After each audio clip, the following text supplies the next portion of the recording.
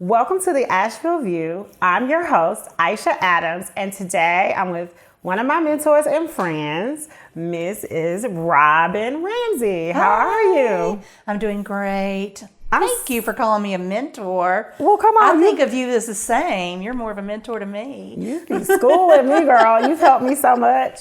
I'm so glad that you've taken the opportunity to have this interview. I know that you're super busy, but I'm so excited to be able to share it with our community. When do you actually call your state representative is what I'm titling this. Ah, there you go.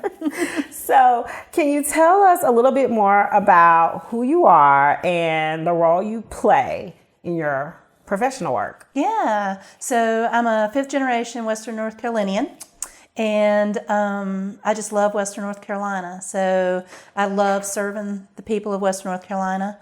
I was a paralegal for 20 years, went to the General Assembly with my husband for 2 years, came back to Western North Carolina and started working for Senator Richard Burr, was with him for 9 years. And now, since he's retired, I moved over to Senator Tillis. Oh, wow. So I've got 20 counties in Western North Carolina for him. Wow. Working with Thom Tillis seems intriguing. Yeah. I saw on his Instagram that, like me, he is a true crime person. How has your experience been working with him and what is he like? I didn't know about that podcast, but I may have to look into it. He's definitely a crime junkie. I saw it for myself. That's so funny. Well, he is into true experiences. We'll put that out there. It's been a year and a half now that I've been working for him, and it's been great. I got to know him and his wife and his dogs when I was in the General Assembly and he was Speaker of the House. Mm-hmm. So I got to see a different Thom then that I see today. But I think he's rocking it. I think he's doing a great job in D.C. for his constituents in North Carolina. You know, once you're elected, you represent everybody, and I think he truly does. I think that is so important because there's a lot of work to be done in D.C. So it's important that we have the right people in place, to do that work. I agree. So now that he's in D.C. and he's left you in Western North Carolina to serve, in what situations would community members reach out to your office? The great thing about our office is we're a little older, a little more seasoned than some of the representatives, Congress or Senate, and we already have established connections throughout all the industries and agencies in North Carolina and beyond. So honestly, you can call us for pretty much anything, and if we don't know the answer, we'll find out. We mainly deal with federal issues. So anything the federal government touches, we can help with, whether that be a passport, Social Security, the IRS, any of that stuff. We can help with definitely. But oftentimes people will call me for state issues. What's the best or most effective way to get in touch with you? The easiest way for us to understand what the constituents' needs are is through email. Mm-hmm. It seems like snail mail is just that. It's a thing of the past. Oftentimes, the mail system is not as efficient as an email. If you send our office an email, we can read it, figure out what the issue is, and then send it to a caseworker for them to take care of. That sounds really good. Yeah. Now, you said for federal issues, for those of us who might be new to state and federal jurisdictions, can you give me some examples of things that your office might handle? Yes. Veterans Affairs, anything that a veteran needs, we can help with. If you're needing a passport, if you've got a business trip especially, or just a vacation, and you have put your passport in for renewal or a new one, and we get up to that 72 hours before travel period, then we can make an inquiry to the passport office as to where it is and help you get that. Anything that's, Social Security, that would be your disability cases. We can help with that too. Wow. I don't think people know that. Yeah. Usually they have to go ahead and put in, with disability. 9 chances out of 10, the first go round, they're going to get denied. And then they do an appeal. and sometimes that appeal takes a little longer, and it sits there. So if it gets to a point where it's been there a while, we can come in and we can go to that agency and say, hey, where is this in your pile? Yeah, can we get that moving because it's been there for a while? I bet when they see that Thom Tillis name, they get in a little ruffle. Yeah, any of them. Yeah.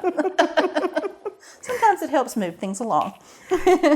Are there any benefits or services your office provides that you wish more constituents would take advantage of? I would just hope that if they're having an issue, that they would just reach out.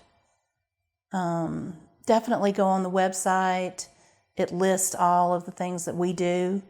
It's very detailed, and we definitely can help with any of the things that the federal government touches. So yeah, pretty much everything. Reach out. She out. is so personable, and I really enjoy talking to her. So reach out to her because it's important. Could you give us a glimpse into some of the noteworthy projects or initiatives your office is currently working on? Oh gosh, yeah. I had to write this down so I wouldn't forget something.